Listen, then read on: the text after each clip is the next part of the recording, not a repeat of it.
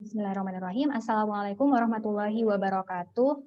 Selamat pagi semuanya, salam sejahtera bagi kita semua. Di pagi hari yang cerah ini di Yogyakarta, kebetulan saat ini cukup cerah, kita akan mengadakan sesi seminar pertama dari rangkaian acara IT Online Seminar Phase, yang mana pada pertama kali ini kita akan membahas mengenai Adult Content Classification using LSTM Network. Jadi, sebelum kita awali sesi pada pagi hari ini, sebelumnya di sini sudah ada beberapa Bapak Ibu dosen juga, baik dari UI maupun dari kampus-kampus lainnya. Kita akan mendengarkan dulu sambutan dari Bapak Kepala Jurusan, Ketua Jurusan Informatika Universitas Islam Indonesia. Di sini sudah hadir Bapak Hendrik. Kepada Bapak Hendrik, saya persilakan.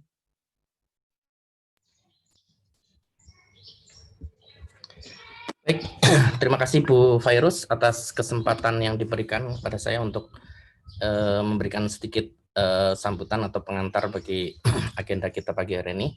Baik, Assalamualaikum warahmatullahi wabarakatuh. Selamat pagi dan salam sejahtera untuk kita semua, Ibu Bapak, serta rekan-rekan mahasiswa. Alhamdulillah, marilah kita senantiasa bersyukur atas karunia dan rahmat yang diberikan Tuhan kepada kita, ya, karena meskipun saat ini kita masih berada dalam situasi yang tidak menentu akibat pandemi COVID-19 ini, namun kita masih punya untuk belajar dan mengembangkan potensi yang kita miliki, ya, untuk ya mengembangkan skill. Karena kita lihat saat ini kita sekali agenda webinar maupun pelatihan-pelatihan yang dilakukan secara daring dan bisa kita ikuti secara gratis. Nah, salah satunya adalah agenda webinar kita pagi hari ini, ya, di mana agenda kita hari ini juga merupakan salah satu rangkaian webinar yang diselenggarakan oleh Nationwide University Network in Indonesia atau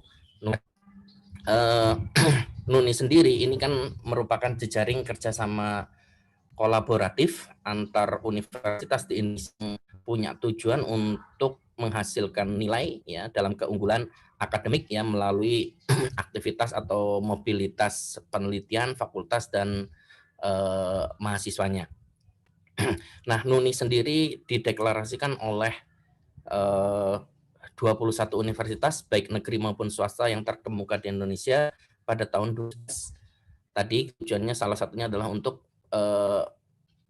menciptakan adanya peluang, ya, peluang-peluang pengembangan akademik yang tidak bisa dicapai jika dilakukan oleh masing-masing universitas atau hanya kerjasama yang sifatnya bilateral. Nah, adapun universitas ini sebagai salah satu anggota NUNI tentunya juga tidak ingin ketinggalan, ya, untuk berpartisipasi secara aktif, ya, dalam berbagai macam aktivitas diinisiasi oleh NUNI ini. Nah, untuk kegiatan seri pertama yang kita ambil temanya adalah updates on technical during pandemic COVID-19 ini, UII diwakili oleh jurusan informatika. Ya, mungkin sedikit informasi, ya, untuk berkaitan dengan jurusan informatika UII, ya, karena saya lihat di sini pesertanya banyak rekan-rekan mahasiswa dari BINUS dan Atmajaya, ya, mungkin nanti kita bisa saling belajar, ya, saling bekerja sama. Nah, untuk informatika UII saat ini kita punya 2 prodi, yakni prodi S1 dan S2, ya, di mana prodi S1 sudah memperoleh akreditasi A pada tahun 2015 yang lalu, ya, dan alhamdulillah ini menempatkan kita sebagai ibu dari ya belum banyak, ya, sepanjang pengetahuan saya untuk prodi informatika ataupun ilmu komputer yang sudah terakreditasi A di Indonesia ini. Nah, kemudian jauh sebelum Mas Menteri istilahnya yang membuat kebijakan kampus merdeka, prodi kami, ya, prodi S1 informatika sudah menerapkan ya mungkin semacam konsep tersebut ya. Jadi kita sudah mulai sejak kurikulum 2016 ya, mahasiswa informatika UI di jenjang S1 ini pada tahun keempatnya punya kemerdekaan lah istilahnya untuk memilih satu dari 5 jalur ya, sesuai dengan minat mereka masing-masing. Nah, kelima jalur tersebut yang pertama adalah penelitian. Jadi nanti mahasiswa membuat penelitian atau tugas akhir dalam bentuk skripsi ya, yang seperti yang sebagaimana mungkin umumnya kita kenal. Kemudian ada jalur pengabdian masyarakat.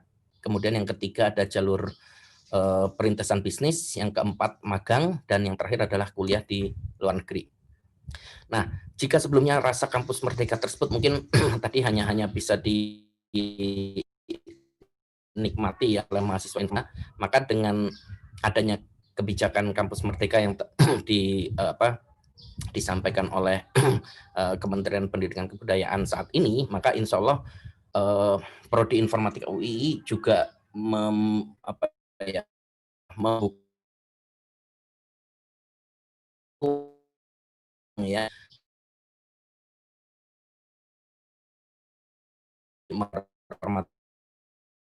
prodinya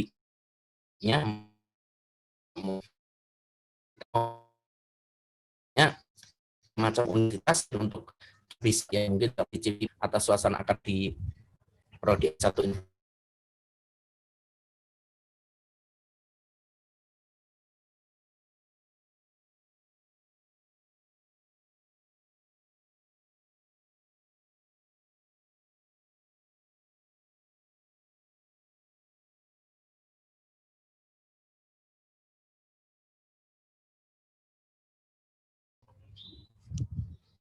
Halo, mohon maaf putus ya. Sudah masuk lagi, Pak. Oke, mungkin saya lanjutkan sedikit ya tadi. Tadi sampai di mana ya? Ya, jadi bahwa sekarang di Prodi S1 Informatika kita sedang memperbaiki atau mengembangkan kurikulum 2016 yang lalu ya, di mana di kurikulum yang baru ini insya Allah akan tadi memungkinkan mahasiswa dari luar UII ya, baik dari luar Prodi Informatika maupun dari luar kampus UII untuk bisa saling belajar ya. Jadi harapannya nanti kita bisa saling belajar dan mencicipi suasana akademik ya. Kami mohon doanya agar kurikulum baru tersebut bisa segera disahkan dan kita harapannya bisa mulai implementasikan di semester ganjil tahun ini. Nah, kami mengundang tadi rekan-rekan mahasiswa mungkin dari BINUS ataupun dari Atmajaya atau mungkin dari yang lain ya, baik itu informatika ataupun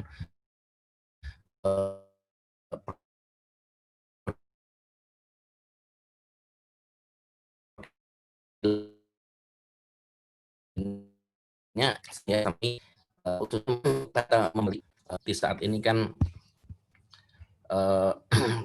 ya sangat dibutuhkan untuk the future of jobs ya di pekerjaan-pekerjaan masa depan. Nah, kemudian untuk prodi S2 kami ya kami punya keunggulan karena ada beberapa konsentrasi unik dan prospektif ya tadi dalam menyiapkan alumninya dalam tadi menghadapi the future of jobs tadi. Kami ada 4 konsentrasi ya. Yang pertama adalah sistem informasi enterprise, kemudian informatika medis, ketiga forensika digital, dan yang terakhir yang mungkin sekarang sedang booming ya adalah science data. Nah, materi-materi yang ditawarkan pada rangkaian webinar ini sendiri sedikit banyak itu terwakili atau merupakan representasi dari masing-masing konsentrasi di prodi S2 kami ini. Nah, kami juga mengundang mungkin nanti ada rekan-rekan alumni S1 ya yang ingin bergabung dengan prodi S2 kami juga mengundang untuk kita bisa bergabung ya, belajar bersama. Oke, terakhir saya ingin menyampaikan apresiasi setinggi-tingginya kepada semua pemateri serta peserta rangkaian webinar kita kali ini.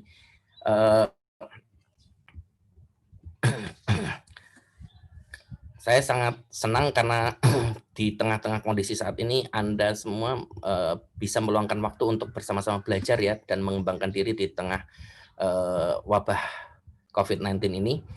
Tidak lupa juga saya mewakili Universitas Islam Indonesia dan jurusan informatika pada khususnya memohon maaf ya jika dalam rangkaian kegiatan ini banyak kekurangan ataupun kemudian kesalahan dalam pelaksanaannya.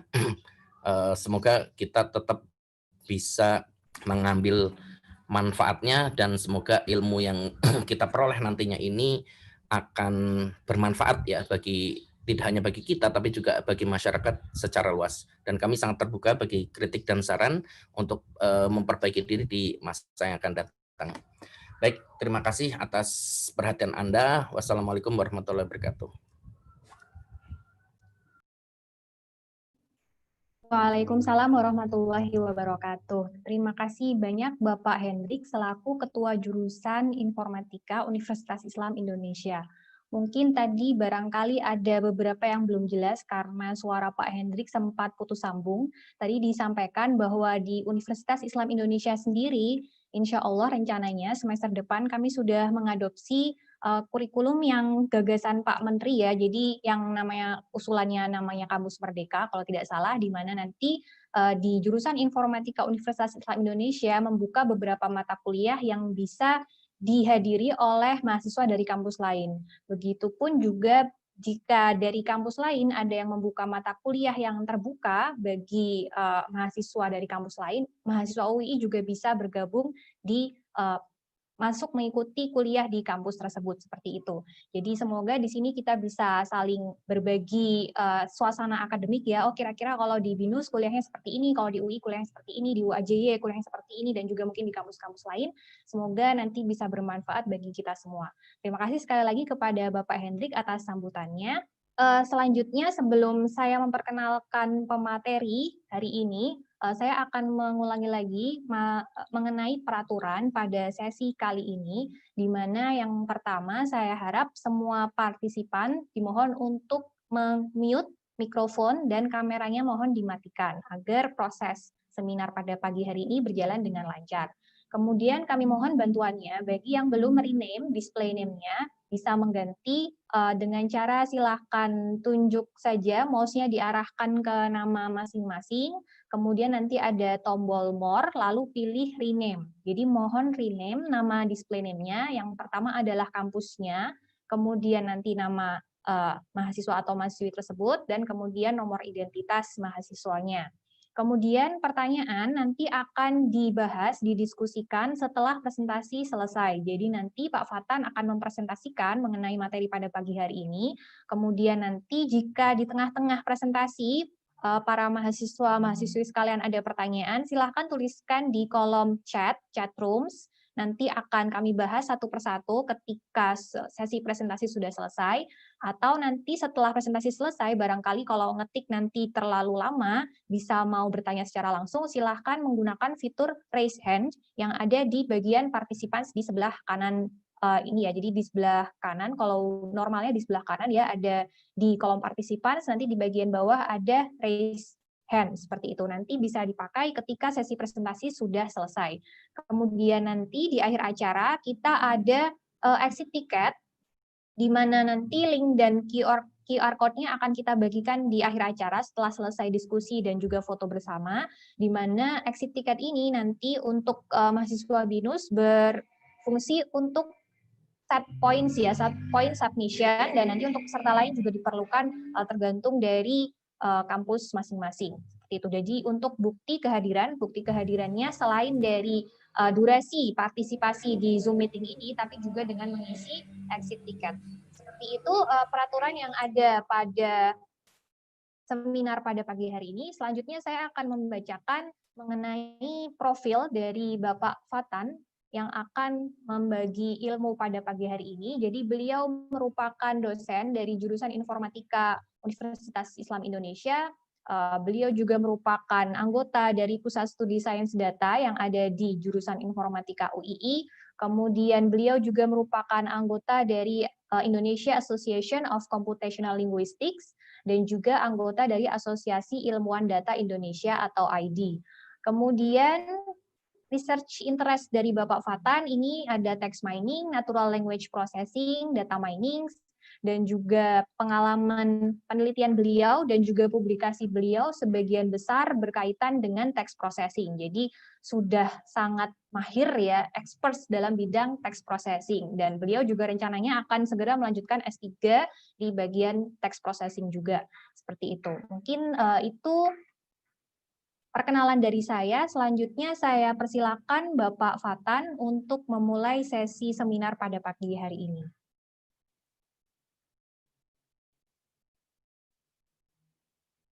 Silakan Pak Fatan.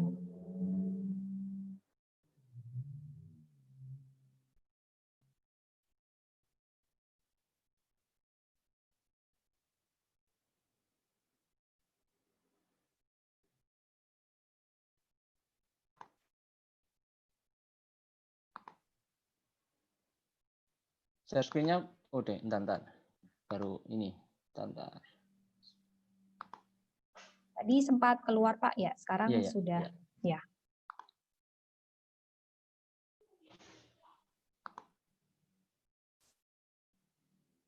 Baik, Assalamualaikum warahmatullahi wabarakatuh. Waalaikumsalam warahmatullahi wabarakatuh. Oke, selamat pagi semuanya. Jadi di kesempatan kali ini kita akan beberapa waktu ke depan ya, mungkin satu setengah jam lah, kayaknya 1 jam kayaknya. Kita akan bahas tentang adult content classification using LSTM networks. Ini riset saya dengan mahasiswa bimbingan saya S1 dan S2 yang dilakukan di tahun yang lalu di 2019. Ini sudah selesai dan harapannya setelah ini nanti ada beberapa hal yang bisa dikembangkan oleh teman-teman. Mungkin kalau mau kerjasama kami sangat open gitu ya. Ini sifatnya masih dalam bentuk model, kemudian dalam bentuk juga data-datanya itu masih terbatas. Nanti ke depan harapannya dari forum ini ada teman-teman yang bisa mengembangkan lebih lanjut dari apa yang sudah kami lakukan. Baik, kita masuk ke slide pertama. Jadi kenapa ini kita lakukan ya? Kalau teman-teman lihat di Google Scholar, di mungkin profil saya, itu riset saya mayoritas itu datanya pakainya Twitter. Kemudian alasannya kenapa Twitter ya? Sebenarnya Twitter itu gampang gitu. Ngambil datanya gampang, nggak seribet ketika kita ngambil data di Facebook ataupun YouTube. YouTube gampang juga sih. Tapi dari beberapa sosial media yang ada gitu ya, itu Twitter cukup mudah, ya nggak ribet. Kemudian penggunanya sangat banyak ya, masih cukup banyak gitu ya. Meskipun kalau secara popularitas dia masih kalah dengan Instagram ataupun Facebook, tapi penggunanya kita katakan dia masih cukup sangat lumayan gitu, ada 330 million ya setiap bulan aktif ini di 2019 penggunanya sebanyak itu. Nah, kalau kita lihat dari banyaknya data itu kan berarti kalau kita bilang di era data sekarang, data itu is the new oil gitu. Dia adalah bahan bakar baru yang mana kita bisa dapat banyak informasi dari situ, kita bisa dapat banyak insight, kita bisa dapat banyak knowledge dari data itu gitu ya. Dan di antara problem yang kita hadapi di situ ya, di antaranya adalah problem tentang konten. Di mana konten di Twitter itu ternyata tidak semuanya positif ya, dimanapun pasti ada konten positif, ada konten negatif, ada konten yang sifatnya berbahaya, ada yang tidak berbahaya. Nah di Twitter ini ya salah satunya di situ banyak juga konten-konten yang sifatnya adalah negatif, kemudian berbahaya, dan itu sebenarnya sangat tidak layak gitu ya untuk bisa tersebar di media sosial. Nah, di sini juga di 2018 itu Kementerian Communication and Informatics di Indonesia di 2018 dikatakan di situ 500.000 konten negatif itu dipost di sosial media. Dan konten negatif itu macamnya ada beberapa gitu. Di sini yang pertama ada cyberbullying. Biasalah kita di sosmed itu saling bully membuli kan biasa, saling kritik mengkritik, saling serang satu sama lain gitu ya. Kemudian juga ada abusive content, konten-konten yang sifatnya kasar. Mungkin orang ngumpat di situ, mungkin orang mengata-ngatain orang lain dengan kata-kata yang tidak pantas. Kemudian juga ada konten hoax di sana, ya, orang menyebarkan konten-konten yang dia tidak benar, berita-berita bohong, kemudian juga informasi-informasi yang di situ memang kalau secara kebenaran kita cek itu tidak valid gitu ya. Yang terakhir diantaranya yang kami akan bahas di seminar ini adalah adult content. Maksudnya adult content di sini adalah konten-konten yang 18+ atau konten-konten yang dewasa. Mungkin dari rekan-rekan sekalian ya, kalau cari penelitian tentang klasifikasi konten dewasa itu kebanyakan kontennya gambar atau image. Jadi gambar yang nudity, yang telanjang, ya, pornografi dan seterusnya itu sudah banyak. Tapi di sini kita coba melakukan riset di bagian konten secara teks gitu. Bahwa kalau yang tadi yang image itu sudah banyak, kita coba cari jalur yang lain yang ini harapannya nanti bisa mempunyai kontribusi ya di dalam membantu orang mencegah untuk melangkah lebih lanjut untuk bermaksiat, untuk terjun ke dalam dunia dosa ya, untuk nonton konten aldat kan biasanya mulainya dari kata kunci. Ya, mulainya nyarinya dari kata kunci. Nah, di sini kita akan coba ya dari kata-kata kunci yang sifatnya dia tergolong konten dewasa gitu. Dia tergolong ini nggak pantas untuk diposting di sosial media. Nah, ini kita akan coba lakukan riset di sini. Oke, itu beberapa problem ya terkait dengan konten negatif yang ada di sosial media. Ada cyberbullying, abusive content, hoax, dan adult content. Kalau teman-teman nanti cek bisa di GitHub saya ada. Nantilah saya share aja. Itu ada di paper saya ada sebuah penelitian juga pernah tahun 2019 kalau tidak salah itu abusive content. Jadi kita melakukan klasifikasi apakah konten ini konten kasar atau bukan. Kontennya itu bermuat umpatan atau kata-kata yang jorok dan seterusnya. Itu pernah kami lakukan. Kemudian juga cyberbullying kami juga ada. Tapi ini masih paling update. Yang paling terakhir cyberbullying baru selesai 2019 kemarin akhir. Dan ini pengembangannya ini banyak sekali yang teman-teman kalau mau mengembangkan dari sini masih banyak peluang ya. Silahkan nanti bisa kontak saya, bisa data kita ada gitu ya. Kemudian code kita juga ada. Code kemudian setelah selesai itu mahasiswa saya biasanya code-nya saya minta share untuk di-share untuk di-publish di GitHub gitu ya, supaya orang lain itu bisa dapat manfaat. Jadi harapan kami itu kami membuka pintu sebesar-besarnya terkait dengan data, terkait dengan code, terkait dengan paper untuk apa? Ya kita sama-sama berkembang bareng-bareng. Kita sama-sama membangun bangsa ini dengan tidak kita berdiri sendiri gitu. Kita nggak bisa berdiri sendiri. Harapannya nanti misalnya ini kan levelnya kalau dari kami penelitian kami itu levelnya masih dalam bentuk data dan model. Nah harapannya nanti teman-teman bisa mengembangkan dalam bentuk aplikasi gitu. Harapannya seperti itu. Oke.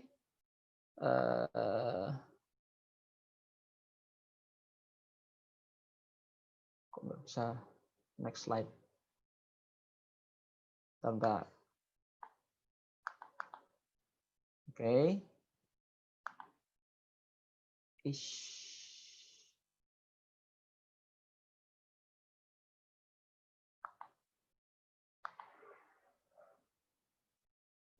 Maaf.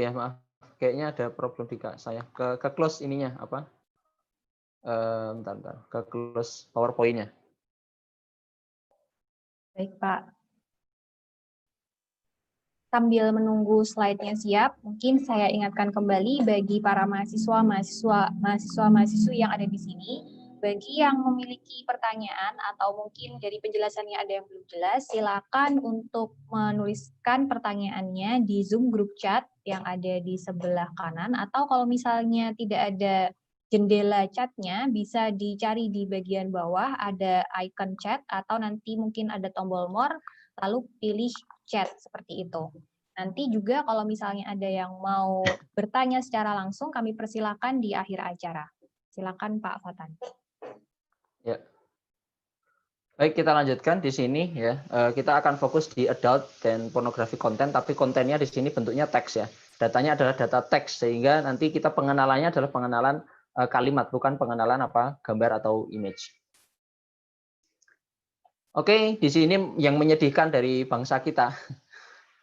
Ini 2015-2016, ini sebuah situs yang mana dia mengatakan Indonesia itu ranking 2 gitu dalam urusan mengakses adult content di dunia. Wah, ini sangat menyedihkan gitu ya bagi kami sebagai seorang dosen, seorang pendidik melihat kondisi seperti ini. Harapannya ini tidak akan terus meningkat gitu ya. Dan juga dari KPAI ini juga dari 6.000 sampel ya, itu 91, sekian persen anak SD coba. Mereka sudah terekspos adult content gitu. Kemudian 97% secondary sama high school students itu mereka sudah pernah mengakses adult content. Nah, inilah yang menjadi landasan kenapa kita bergerak di sini. Meskipun juga mungkin orang lain sudah mulai melakukan ya, baik di luar negeri maupun di Indonesia, tapi kita juga berupaya meningkatkan gitu ya, meningkatkan model supaya nanti kalau dibikin aplikasi itu ya aplikasinya sudah bagus gitu ya. Nah, tujuan dari penelitian yang kita lakukan ini ada dua hal. Yang pertama adalah kita akan membangun model untuk mengidentifikasi apakah suatu kalimat itu mengandung konten dewasa atau tidak. Kemudian yang kedua, kita mencoba menerapkan LSTM atau long short term memory untuk melakukan klasifikasi adult content dan non adult content.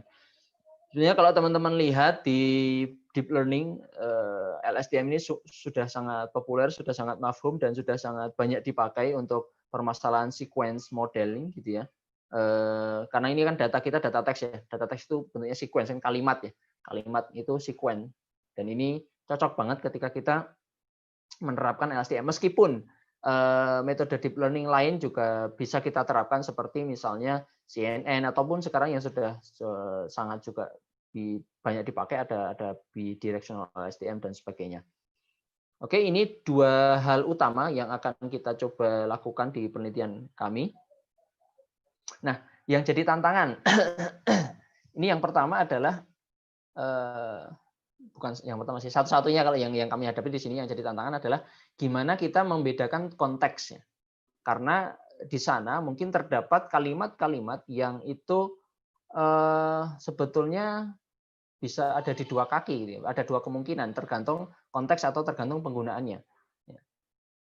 Kalau di sini kita contohkan, mohon maaf, kata seks gitu ya. Kata seks itu kita bisa gunakan di dua hal, di dua sudut pandang. Misalnya untuk kalimat-kalimat yang muatannya adalah konten kesehatan, ya kan.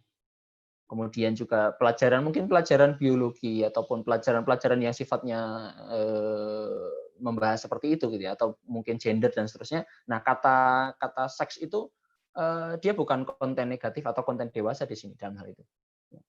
Tapi di sisi lain juga kata itu digunakan untuk menjurus pada kalimat-kalimat yang kontennya adalah memang dia konten dewasa. Nah, ini gimana caranya kita membedakan gitu? Gimana kita membuat model yang dia bisa tahu bahwa oh ini secara konteks dia adalah konten dewasa, oh ini secara konteks dia bukan merupakan konten dewasa. Ini tantangan yang kita hadapi. Selanjutnya kita mulai bahas terkait dengan apa itu long short term memory. Saya harap teman-teman di sini sudah pernah membaca gitu ya, sudah punya basic apa itu LSTM. Sebenarnya kalau dari latar belakang LSTM itu dia muncul dalam rangka mengovercome atau mengatasi permasalahan long term dependency pada recurrent neural network.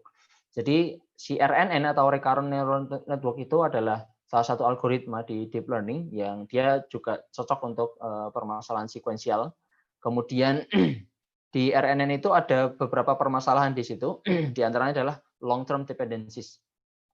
Kemudian juga nanti ada permasalahan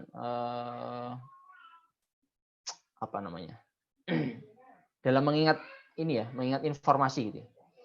Jadi kalau dia diberikan sequence yang cukup panjang ya, CNN ini, ya, dia akan kesulitan dalam mengingat informasi yang diterima. Akan tetapi permasalahan ini ya sudah bisa di overcome atau diatasi oleh LSTM di mana si LSTM ini dia memiliki kemampuan mengingat informasi dalam jangka waktu yang lama. Kemudian juga selain itu si RNN ini punya permasalahan vanishing gradient, yaitu gradien yang menghilang. Kemudian juga kalau yang lain ada exploding gradient. Jadi dua permasalahan ini coba diatasi oleh long short term memory atau LSTM. Nanti teman-teman bisa cari lebih dalam apa itu LSTM ya. Biasanya dikasih contoh ada sebuah paragraf itu. Kemudian dia coba merefer kalimat yang jauh sebelumnya. Nah, ini si LSTM ini punya kemampuan di situ. Cuma sayangnya dalam beberapa penelitian yang kami lakukan ini si LSTM ini punya kelemahan, atau bidirectional LSTM ini punya kelemahan. Kelemahannya adalah dia secara waktu komputasi itu cukup lama. Cukup lama. Apalagi yang bidirectional ya. Dia harus melihat dari dua arah ya. Dari dua arah, dari depan dan belakang dia cek semua gitu ya. Kemudian dia simpan di memori dan seterusnya itu, sehingga itu menyebabkan secara komputasi dia lama. Baik, secara konsep si LSTM ini terdiri dari dua hal. Yang pertama adalah cell state, kemudian yang kedua adalah beberapa gates atau beberapa gerbang. Jadi kalau gambaran kasarnya seperti ini gitu ya, ini ada di dalam ini ada namanya state, ada cell state, kemudian ada gates. Yang mana nanti kita lihat di situ ya. Oke, jadi kalau secara gambar ini keseluruhan ini satu sel gitu ya, ini satu sel. Nah, di dalamnya ini ada gate-gate. Ada gate-gate. Nah, ini nanti si cell state dan gate ini ya, dia punya tugas masing-masing. Dia akan melakukan tugas masing-masing di situ dalam menangani input. Dalam menangani input, kemudian dia juga akan melakukan manipulasi dan pengolahan pemrosesan di dalamnya. Pemrosesannya seperti apa? Nah, nanti kita bahas di sini. Oke, kita berangkat dari cell state terlebih dahulu. Ya. Jadi cell state itu apa? Ya. Dia adalah sebuah sel yang tugasnya mengantarkan informasi yang relevan.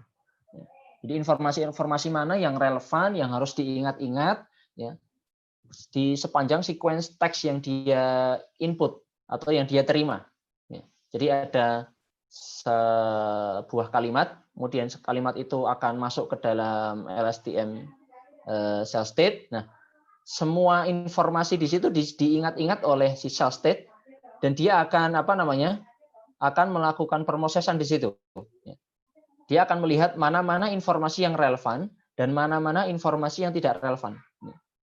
Jadi ada beberapa hal yang dilihat, misalnya ada informasi misalnya kata gitu ya. Oh, kata ini nggak relevan nih, dia harus dibuang dari sequence. Oh, kata ini relevan, berarti kita keep, kita ingat-ingat ya. Nanti proses selanjutnya dia akan proses di gerbangnya atau di gates-nya. Jadi si cell state ini tugasnya adalah mengantarkan informasi-informasi yang relevan dari sequence data atau sequence tag yang masuk ya. Kemudian dia akan memilah-milah, dia akan melihat-lihat mana yang relevan, mana yang tidak relevan ya. Dan tugasnya memilah-milah ini nanti tugasnya adalah gates. Oke. Nah, selanjutnya adalah gates atau gerbang di sini ya. Yang dia tadi seperti yang saya sampaikan sebelumnya, dia tugasnya adalah menentukan mana informasi yang benar-benar relevan dan masih diizinkan untuk berada di dalam state ini, gitu, di dalam cell state ini.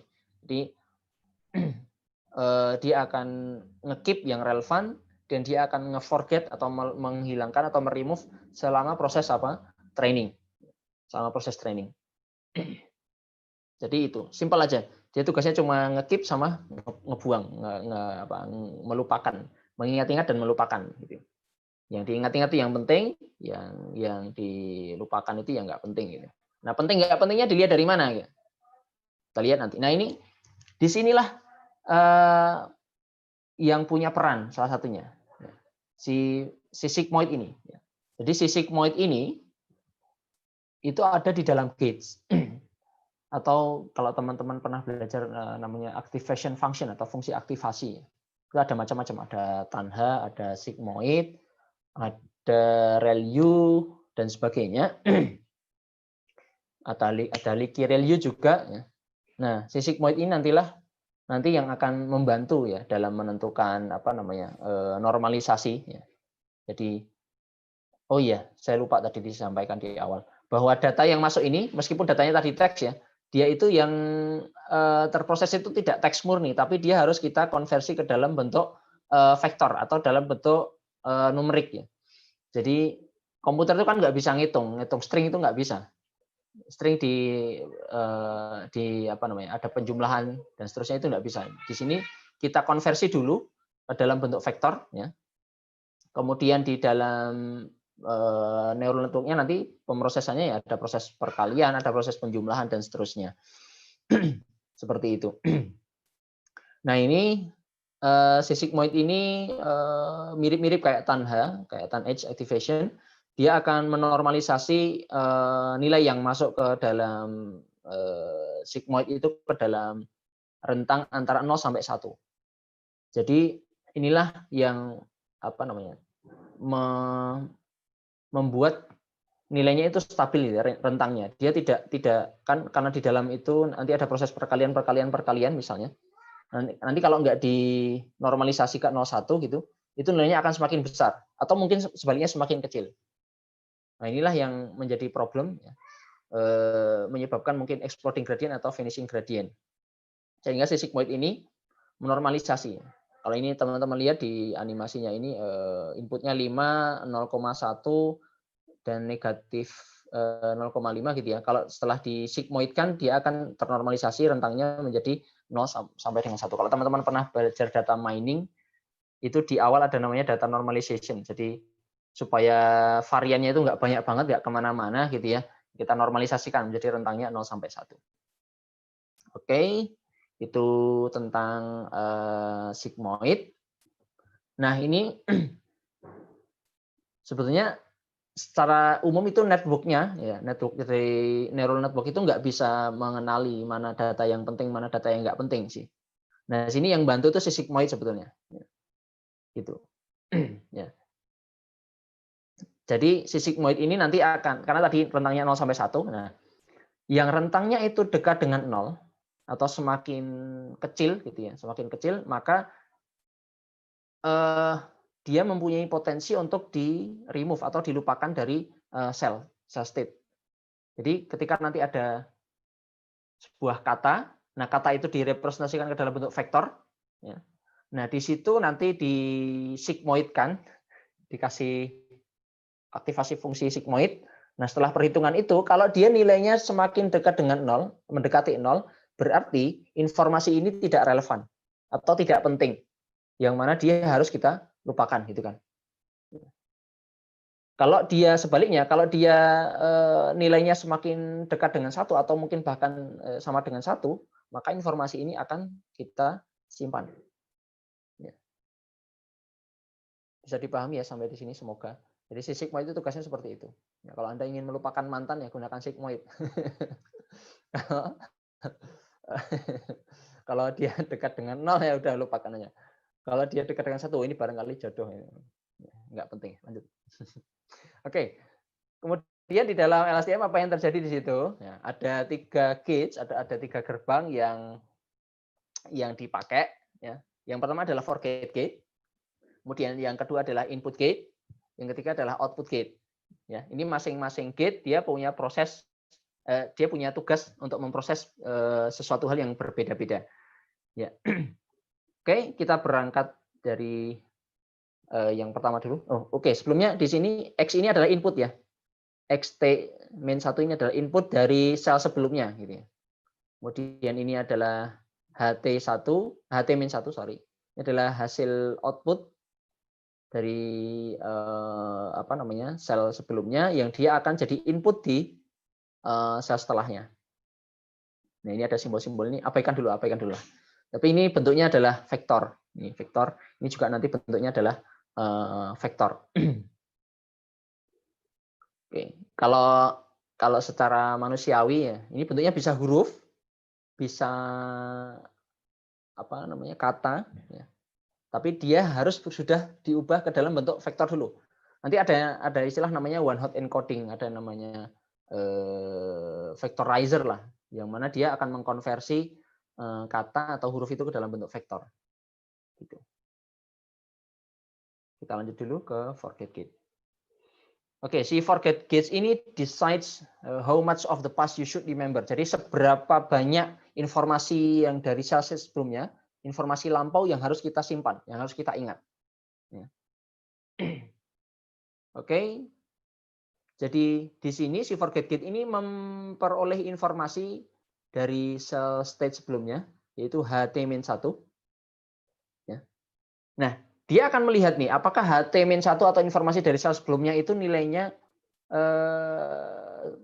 dekat dengan 0 atau dekat dengan 1. Ya kan? Jadi, kalau dia nilainya tadi ya, kembali, nilainya dekat dengan 0, berarti informasi yang ada di HT-1 itu ya abaikan aja, lupakan aja. Gitu. Kalau dia dekat dengan 1, nah, berarti kita lanjut di proses di setelahnya.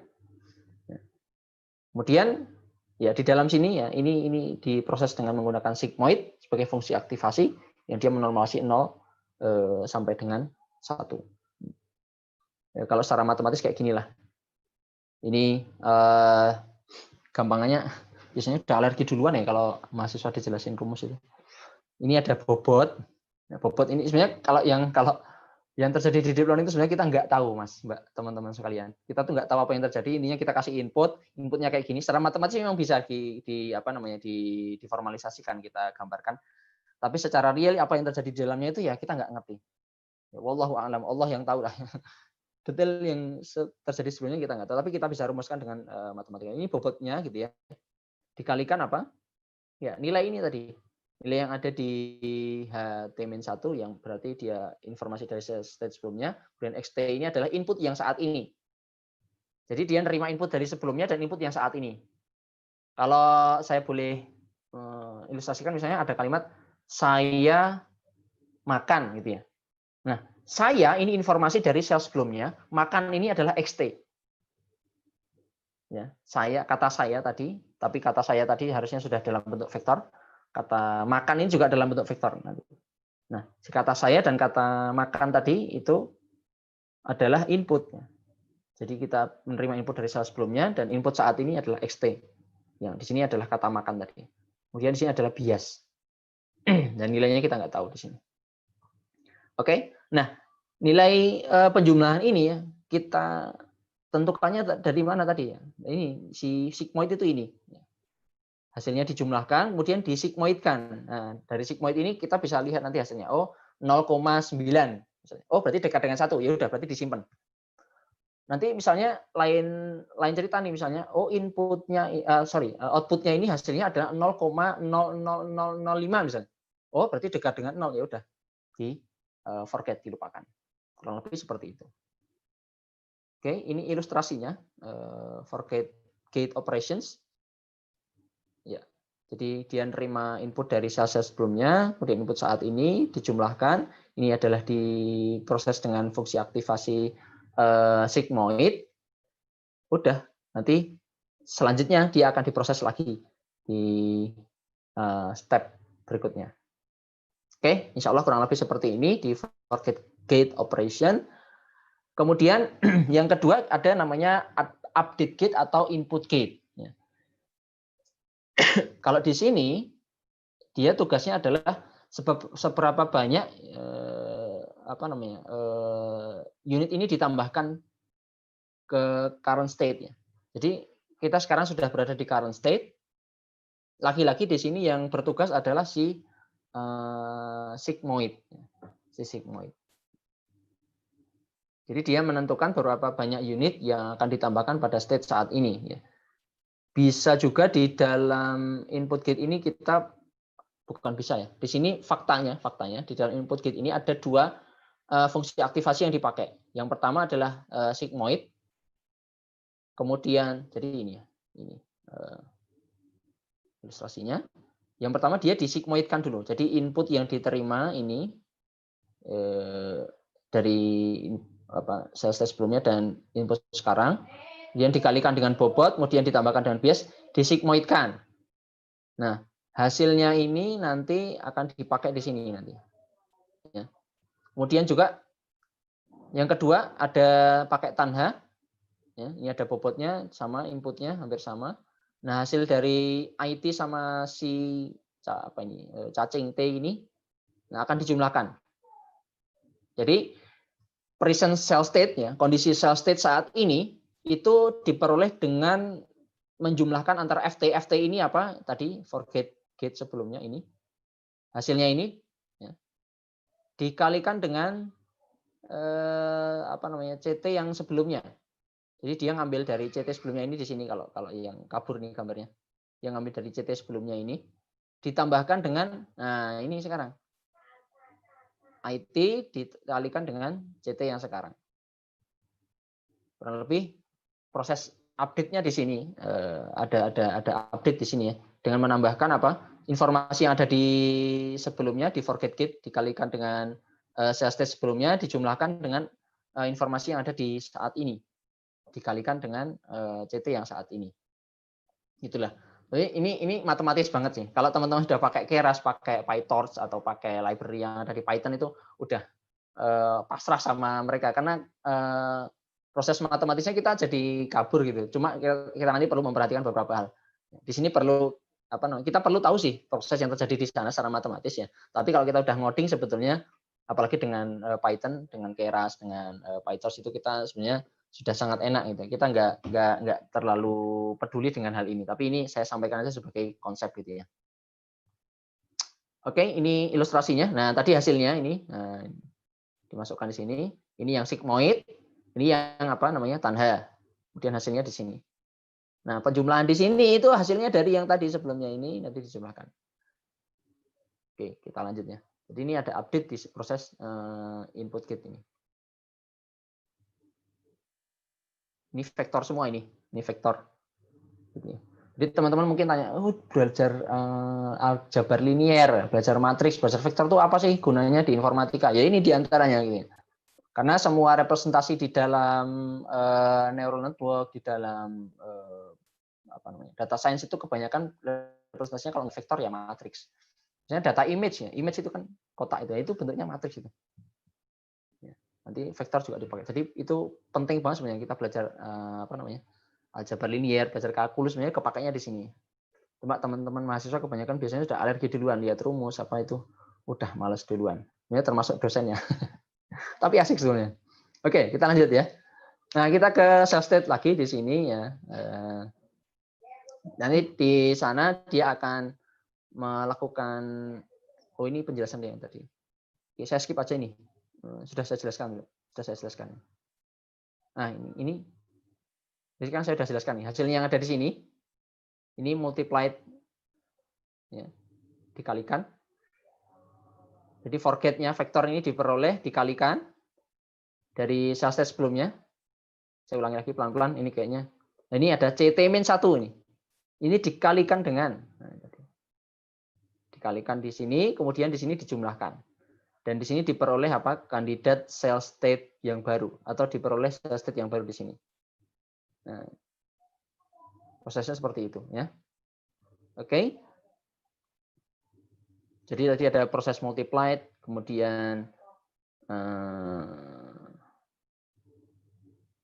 juga ada proses di sini addition ya. Jadi proses addition ini melakukan update cell state. Yang mana outputnya adalah ini kan. Jadi sini dikalikan, hasil kalinya dijumlahkan dengan hasil yang ada di sini. Nah, ini di sini adalah CT ini adalah kandidat nilai cell state yang baru yang dia akan digunakan untuk perhitungan di cell state selanjutnya. Ini prosesnya berurutan. Data yang sebelumnya hasilnya diperoleh, nah hasilnya ini akan diproses di proses cell state selanjutnya. Dia dipakai di selanjutnya.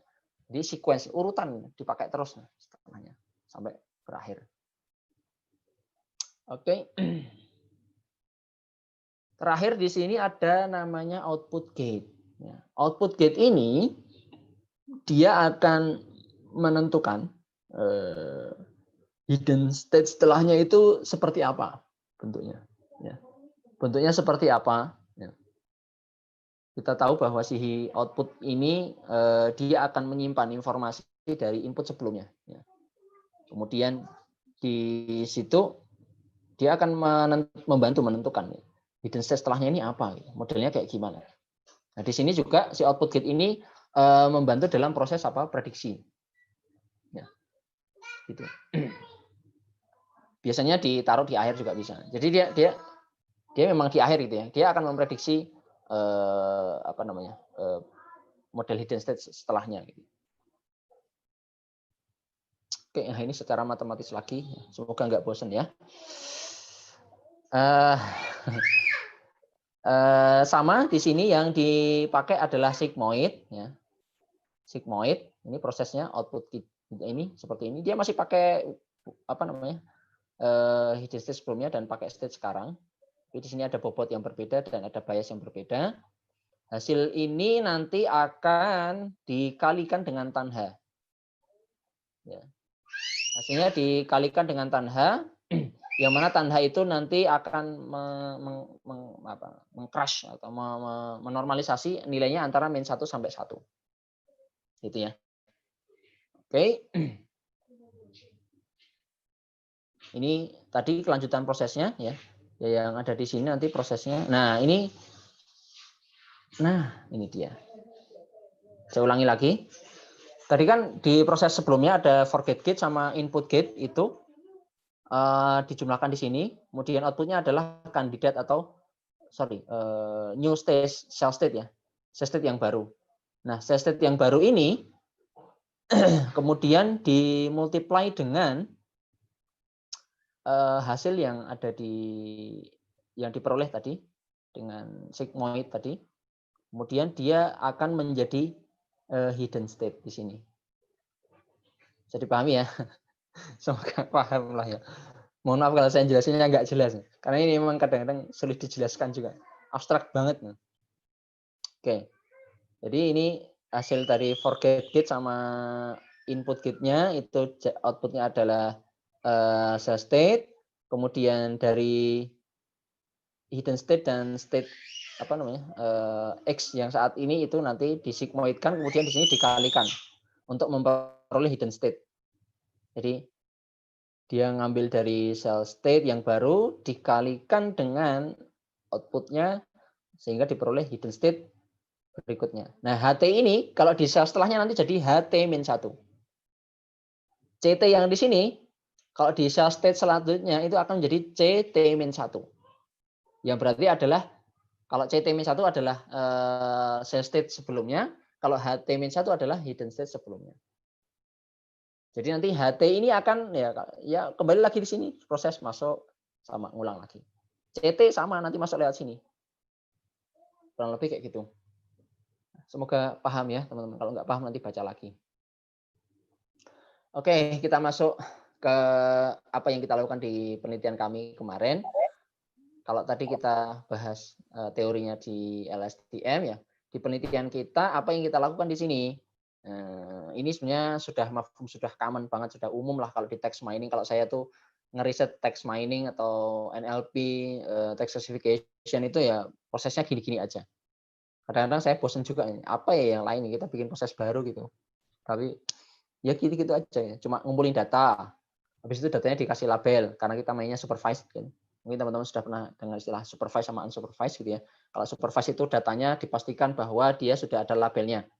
Jadi kalau di kasus kita nanti data kita itu ada labelnya. Oh ini kita misalnya punya 10.000 data. Nah, dari 10.000 itu 5.000 itu kontennya bukan adult, 5.000 yang lainnya itu kontennya ada adult. Itu sudah ada labelnya. Jadi ada pair gitu ya, ada kalimat, label, label, dan seterusnya. Oke, kita ngumpulin data, ngapalin data, kemudian preprocessing ini ngebersihin data atau menyiapkan data untuk diproses di di klasifikasinya. Kemudian ini proses klasifikasi, kemudian ini evaluasi, yang terakhir adalah implementasi. Oke, nah di pengumpulan data kita menggunakan Twitter API. Twitter API, kemudian kita pakai library namanya Tweepy. Tweepy, nanti bisa cari sendiri di internet lah. Kemudian ya Tweepy itu punyanya Python. Dari situ kita berhasil ngumpulin sekitar 52.338 dataset. yang kita kumpulkan selama April, Mei, dan Agustus, September. Kita lompat-lompat nih ngumpulin datanya. Oke, nah ngumpulin datanya itu kita pakai dua macam cara nih. Yang pertama, kita punya daftar account. Yang mana account itu, kalau yang untuk adult content ya, account itu rutin ngeposting konten-konten pornografi atau konten-konten yang sifatnya konten dewasa. Kita punya listnya, daftarnya itu lengkap gitu ya. Kita coba riset dulu sih sama mahasiswa kami. Ya, kita kumpulin akun-akunnya, akun ini, kita daftar, kita list, kemudian kita pakai get user timeline di Twitter, di codingnya ada code untuk ngambil user timeline. Jadi kan si Twitter API itu ada yang untuk ngambil user timeline, ada yang mencari berdasarkan keyword, ya, streaming API dan seterusnya. Nah, kita di sini pakai yang get user timeline. Jadi tadi kita tahu username-nya, kemudian kita masukkan ke situ, ke fungsinya itu, dia ngambil seluruh postingan dari akun tertentu. Jadi kita bisa ngambil sekitar 3.000-an kalau nggak salah per akun. Kita bisa ambil 3.000-an per akun. Kemudian yang kedua adalah keyword based. Ya, ini mohon maaf ya. Jadi mahasiswa saya jadi punya kamus yang lengkap tentang kata-kata yang jorok. Jadi dia punya daftar kata-kata jorok, kata-kata yang menguat konten dewasa. Ya wis, dia punya daftar itu. Kemudian dia cemplungkan, dia masukkan di API-nya. Oh iya. Selain itu, untuk yang kata atau data yang tidak memuat adult content, kita ambil dari akun-akun berita. Akun berita, itu kan kita pastikan insya Allah aman ya. Dan di situ juga akun-akun kesehatan. Nah, itu juga dimungkinkan, karena di akun kesehatan kan mungkin ada kata-kata tadi yang dia, kalau kita katakan, punya dua sisi konteks gitu ya. Nah, ini sangat membantu data ini. Gitu. Nah, yang berikutnya adalah data labeling. Ini pekerjaan yang lumayan time consuming ya, cukup capek gitu ya, karena kita bayangkan teman-teman, 52.000 kalau teman-teman mau ngelabelin manual ya bisa, kita ngelabelin satu-satu manual gitu ya. Kita minta tolong orang, kita bayar bisanya. Tapi di sini kita coba dua hal. Kita akan komparasikan mana yang menghasilkan label yang lebih bagus gitu ya, ketimbang kita harus bayar orang untuk ngelabelin data. Ini penting sekali karena pelabelan ini akan sangat mempengaruhi. Nanti kalau ngelabelinnya salah, kita modelnya juga nanti akan bermasalah. Nah, yang pertama kita pakai lexicon base. Ini sebetulnya ada penelitian yang lain yang sudah melakukannya. Jadi lexicon base ini kita, nanti saya jelaskan. Kemudian yang kedua adalah pseudo labeling. Oke, kita berangkat dari yang lexicon base dulu. Jadi si lexicon base ini kita pakai dictionary for labeling. Jadi kita hitung sih kata-kata yang ada di dalam sebuah sequence tweet, sebuah kalimatnya, itu kita lihat per token atau per kata itu kontennya adult atau tidak. Nah, ini melihatnya dari mana? Menentukan adult atau tidaknya? Dari kamus. Jadi kita tadi punya daftar atau punya list atau punya dictionary kata-kata yang pornografi dan yang tidak pornografi misalnya. Atau kita fokusnya yang pornografi saja. Kita punya kamus yang itu list semua daftar kata-kata yang menjurus kepada konten dewasa, kemudian kita cocokkan dari situ. Nah, kalau sebuah tweet atau sebuah kalimat itu kalimatnya mayoritas adalah konten adult, maka kita labeli sebagai dia tweet yang memuat konten adult. Ada proses perhitungannya sebenarnya di situ. Oke, sekilas saja. Yang kedua adalah pseudo labeling, yang mana ini sebetulnya juga sudah machine learning. Ketika kita melabeli, kita pakai machine learning di sini. Jadi si pseudo labeling ini dia semi supervised ya. Sebelumnya dia sudah dilatih gitu. Tapi kita berangkatnya dari data yang sudah dilabeli. Misalnya gini, untuk melabeli 50.000 sekian data tadi kan capek. Maka kita potong dulu, kita ambil 5.000 dulu deh. Atau kita ambil 1.000 dulu deh. 1.000, kalau 1.000 oke lah, masih mungkin semalam selesai gitu ya kita ngelabelin data. Manual nih, manual. 1.000 ini kita labelin secara manual. Kemudian dari situ kita ambil data setelahnya. Kita ambil misalnya 500 data setelahnya untuk apa? Dilabelin secara otomatis menggunakan machine learning. Jadi kita punya data yang dilabeli secara manual, kita training dulu. Misalnya kita training pakai naive Bayes atau pakai SVM atau pakai LSTM juga boleh lah. Nah, hasilnya nanti kita gunakan untuk melabeli data. Terus setelah itu data yang terlabeli tadi digabungkan. Antara pseudo label data dengan label data digabungkan, kita training lagi. Kemudian kita gunakan untuk melabeli data setelahnya. Begitu seterusnya sampai tercapai 50.000 sekian data. Jadi kita berangkat dari 1.000 untuk melabeli 500 tambahkan 1.000, di training lagi 1.500 tadi. Hasilnya kita gunakan untuk misalnya melabeli data 500 setelahnya atau 1.000 setelahnya dan seterusnya sampai semua data terlabeli. Ya, kurang lebih seperti itu yang pseudo labeling. Nah, dari hasil yang kita peroleh antara lexicon based versus pseudo labeling, kalau kita lihat di sini akurasinya atau tingkat ketepatannya yang lexicon based ini lebih rendah. Sayangnya juga kalau kita tambah datanya dari 1.000 ke 3.000, ini akurasinya cukup turun ini, 10%, lumayan, hampir 10%. Tapi kalau yang pseudo labeling ini dia stabil.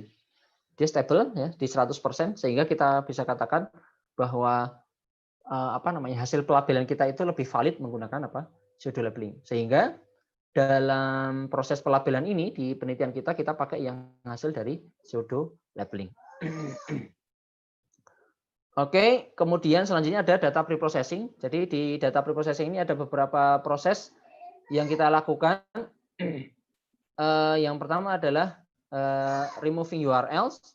Ya, kita membersihkan data tweet kita dari URL. Biasanya kan tweet itu memuat URL ya, HTTP apa dan seterusnya gitu ya. Kita buang karena di situ kita anggap URL itu tidak memiliki informasi yang relevan di dalam, tidak mempunyai peran untuk menentukan apakah itu adalah konten atau bukan. Tapi bisa jadi ini teman-teman dalam data preprocessing ini nanti tricky banget ya. Kasus per kasus itu akan berbeda perlakuannya. Bisa jadi removing URL ini tetap Anda harus atau tidak dilakukan. Atau URL itu akan di-keep di data Anda. Nah, terkait dengan hal ini saya pernah lakukan penelitian di topic modeling. Nanti teman-teman bisa bisa cek di Google Scholar saya. Jadi di topic modeling itu untuk pemodelan chatting online shop kalau tidak salah, itu URL tidak kami buang. Karena apa? Di URL itu ada informasi-informasi tentang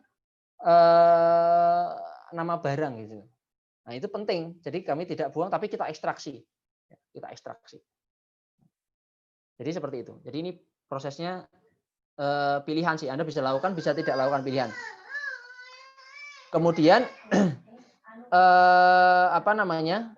yang selanjutnya adalah membuang karakter-karakter di tweet seperti misalnya RT, retweet, ada add gitu ya.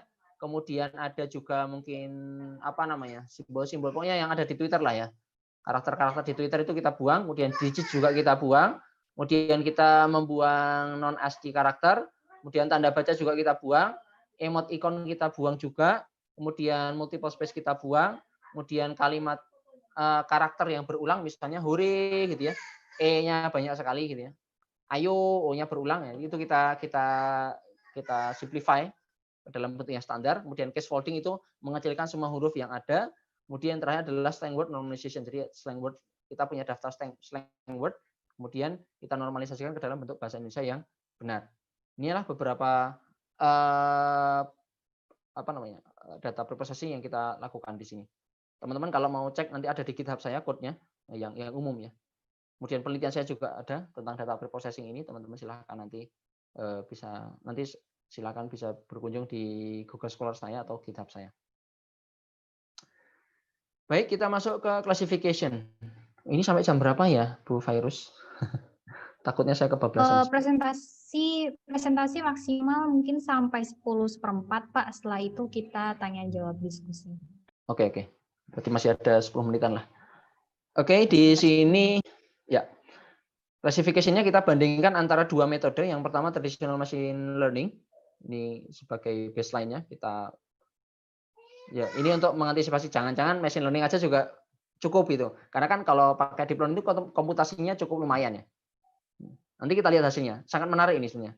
Ada multinomial naive Bayes, ada logistic regression dan support vector classification, plus kita pakai 2 fitur. Ini salah ini. Harusnya term frequency, inverse document frequency. IDF-nya ini belum saya tulis. Kemudian ada unigram dan bigram. Dan LSTM-nya skenario-nya kita pakai 4 skenario. LSTM 1 layer, LSTM 2 layer, LSTM 1 layer plus dropout, dan 2 layer plus dropout. Apa itu dropout? Kita bahas sekarang. Jadi kenapa kita pakai dropout? Ya, si dropout ini merupakan teknik regularisasi yang dia mencegah terjadinya overfitting. Jadi overfitting itu kalau dalam proses training, ya, dia akurasinya akan bagus sekali. Tapi ketika disuguhi data yang baru, ya, dia nggak bisa menghasilkan hasil yang bagus. Misalnya gini, untuk di data training dia akurasinya 100%. Tapi ketika dikasih data testing, maka akurasinya bisa turun drastis, tiba-tiba 50% atau 60%, itu namanya overfitting. Jadi dia bagus ketika training, tapi ketika di tes itu dia nggak bagus. Maka di sini kita terapkan dropout ya, untuk mengantisipasi terjadinya overfitting. Supaya apa? Supaya ketika training itu dia bisa menebak dengan benar, ketika testing dia juga tebakannya tetap bagus hasil akurasinya. Dropout ini dilakukan kalau secara ilustrasi dia membuang beberapa koneksi. Ya kan ini bisa kita katakan fully connected layer. Semua layer ini terhubung satu sama lain, tapi ketika di dropout ini beberapa koneksi yang tidak penting itu dibuang, ya. Itu dipotong, tidak diperhitungkan, sehingga nanti akan tidak semua layer itu terhubung satu sama lain. Karena yang kita harapkan adalah fully connected layer, di mana semua layer itu terhubung di sini, tapi dengan dropout ini tidak semuanya terhubung. Oke, ini model kita yang kita pakai di yang model 1 dan 2 ini yang tanpa dropout. Yang pertama ini layer, ada input layer, kemudian di sini embedding layer. Nah, embedding layer ini adalah yang tugasnya mengkonversi tadi sebuah kalimat atau sebuah kata atau sebuah karakter itu menjadi bentuk vektor ya. Di sini. Teman-teman di sini juga bisa pakai transfer learning. Kalau teman-teman pernah belajar ada word to fact, ada glove dan seterusnya, ada pre-trained embedding, itu bisa ditransfer ke sini. Jadi Anda pakai data yang sudah ada dari wiki misalnya, ditransfer ke sini, jadikan input di sini bisa. Tapi kami tidak menggunakan itu. Kami menggunakan data kita sendiri. Ya. Kemudian di sini ada layer LSTM. Kemudian ini adalah dense layer atau layer outputnya yang terakhir. Nah yang kedua ini LSTM dengan 2 layer. Ada 2 tumpukan di sini. Ada 2 tumpukan yang ini LSTM pertama, kemudian LSTM kedua, ya. Kemudian juga setelahnya ada LSTM model tambah dropout, ya. Inilah kita tambahkan dropout layer setelah embedding, kemudian juga setelah LSTM di sini. Ya, kita tambahkan dropout layer. Ya, perbedaannya dengan tadi kalau ini nggak ada dropoutnya, tapi di sini kita tambah 2 dropout di situ. Selanjutnya yang model terakhir, kita juga tambahkan dropout di sini, kita tambah 3 layer dropout. Ya. Ada setelah embedding, setelah LSTM yang pertama, setelah LSTM yang kedua. Ya. Ini teman-teman juga perlu hati-hati nih meletakkan kapan kita naruh dropout atau di mana kita sebaiknya meletakkan dropout layer. Ya. Ini ada tekniknya, nggak sembarangan. Nggak bisa semena-mena kita langsung kasih dropout di situ. Oke. Kemudian ini hyperparameter tuningnya, ya. Kita pakai batch size-nya 128. Nah, batch size itu adalah ukuran partnya. Jadi misalnya dari kita punya 1000 data misalnya, batch size-nya nanti ada 100 gitu ya. Berarti nanti datanya per 100 kita masukkan. Jadi tidak bisa 1000 data itu kita masukkan ke neural network kita secara keseluruhan, tapi kita punya batch, punya perbagian-bagian. Tadi dari 1000 data itu per 100 ya. 100 dulu di training, forward, backward, selesai. Kemudian 100 lagi, dan seterusnya sampai 10 kali berarti.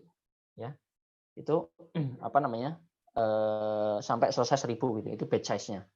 Kemudian juga ada epoch, di sini epochnya kita pakai 20 epoch. Jadi tadi dari kita punya mungkin Dari 52.000 tadi kita bagi ya, data trainingnya itu 70%, data testingnya 30%. Kemudian dari 70% itu kita ambil 30% untuk data validation. Nah, sehingga misalnya mungkin tersisa sekitar 20 ribuan. Nah, itu untuk melakukan trainingnya itu kita per batch-nya per 128. Ini 128, 128 lagi, 128 lagi, dan seterusnya. Sampai 20 kali epoch. Oke, ini sering muncul banyak pertanyaan, Pak, untuk menghasilkan akurasi yang paling bagus itu epochnya harus berapa gitu ya? Ya nggak tahu.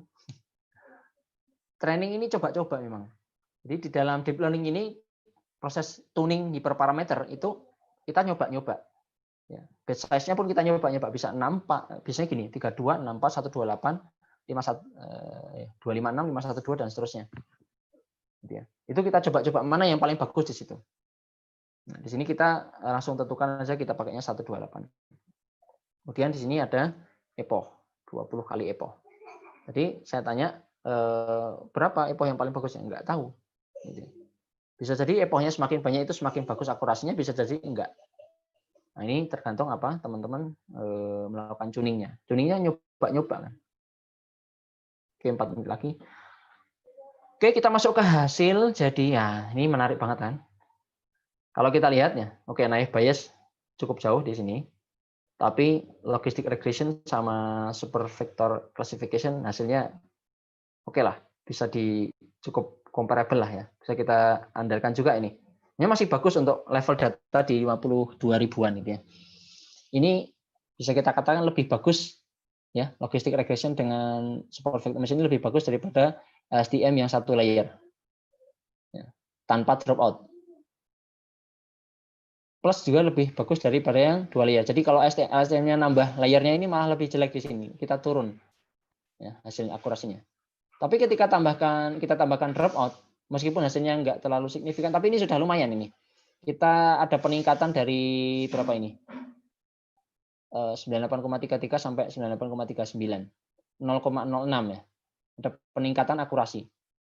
Nah, tapi kita untuk menentukan model mana yang kita akan gunakan untuk penentuan klasifikasi ini, ya, kita perlu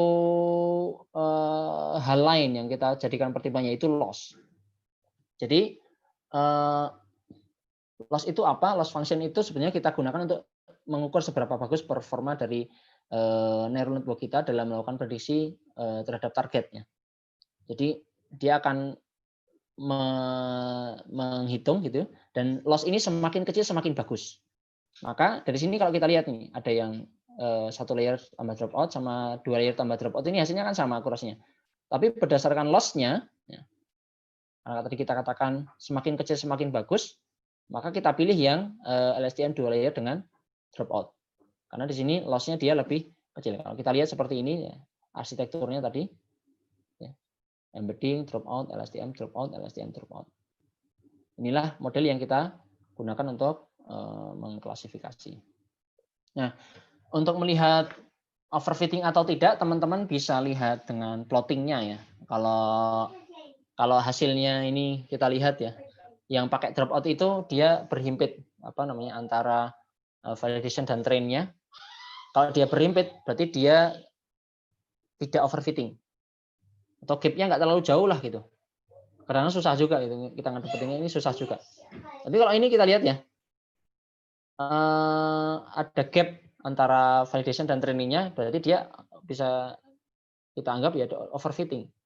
Yang mana overfitting itu kalau training itu bagus, kalau dikasih data baru itu dia nggak bisa nggak bisa mengidentifikasi dengan benar. Nah ini maka kita pilih yang pakai dropout untuk mengantisipasi terjadinya overfitting, meskipun akurasinya bagus. Oke, ini kesimpulannya sudah saya simpulkan sih sebetulnya tadi. Oke, terakhir ini adalah pas ya 10.14. Saya belum demo ini sebenarnya. Demo sebentar lah. Ini penelitian kami, ini ada GitHub-nya, nanti bisa dicek di situ. Bentar, saya share screen yang lain. Oh.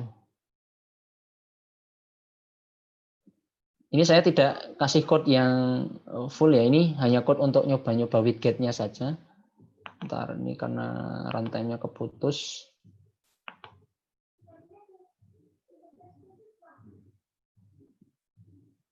Ini pertanyaannya mau live apa mau lewat tulisan Bu Virus? Nanti saya bacakan pertanyaannya, lalu nanti Pak Fatan akan menjawab seperti itu, Pak. Oh iya. Ntar, ini tinggal demo doang.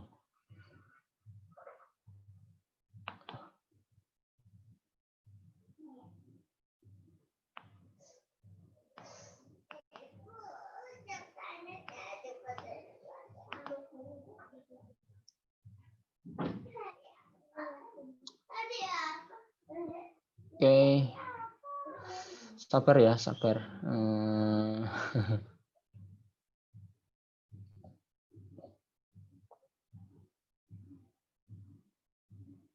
Ini kita nggak bikin aplikasinya ya, jadi kita cuma bikin widget buat demo aja. Jadi aplikasinya belum ada. Kalau teman-teman mau ngembangin aplikasinya, kami senang ya.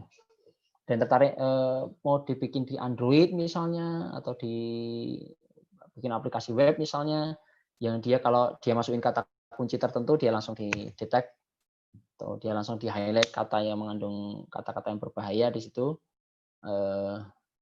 silahkan. Oke, alhamdulillah hampir selesai. Nah, ini kita coba apa ya? Ini mohon maaf ya, saya input kalimat yang mungkin agak ya karena konteksnya kayak gitu kan. Misalnya ini. Kira-kira ini konten dewasa atau bukan? Bukan ya, mestinya bukan ya. Kita coba bismillah. Wah, ini masih bermasalah ini berarti.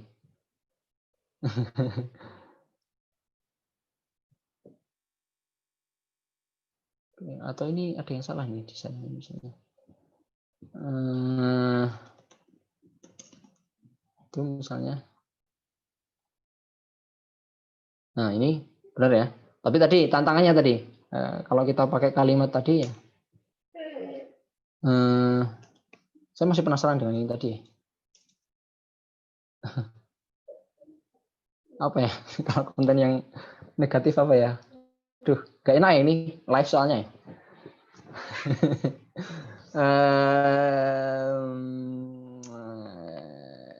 Oke lah. Inilah ya. Oke. Nah, seperti itu sih. Mungkin masih ada kalimat-kalimat yang lain. Tapi tadi untuk yang ini harusnya mestinya bukan konten dewasa ya, tapi di sini masih salah. Ya nggak apa-apa, karena kan kita nggak 100% akurasinya kan. Apa? Buku ya misalnya.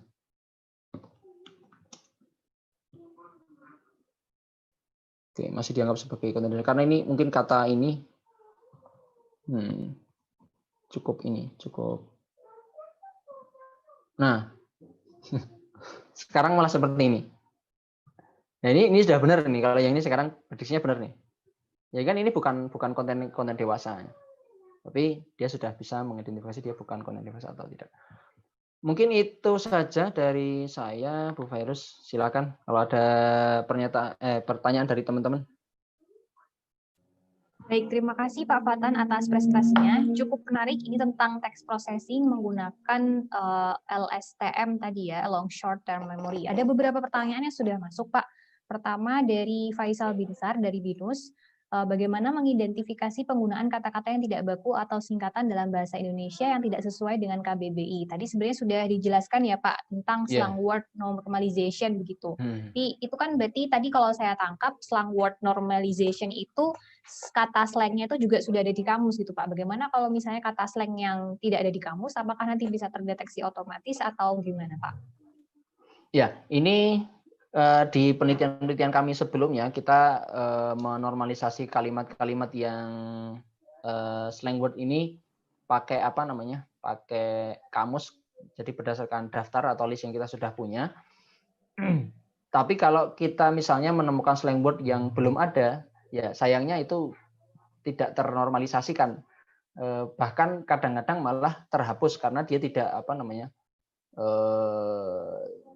Bisa jadi kita masuk stop word atau misalnya gini, kata slang word itu kan bukan slang word ya, kata yang disingkat misalnya hurufnya kurang dari 3 atau kurang dari 2 itu biasanya kita lakukan removing di situ, kita buang di situ.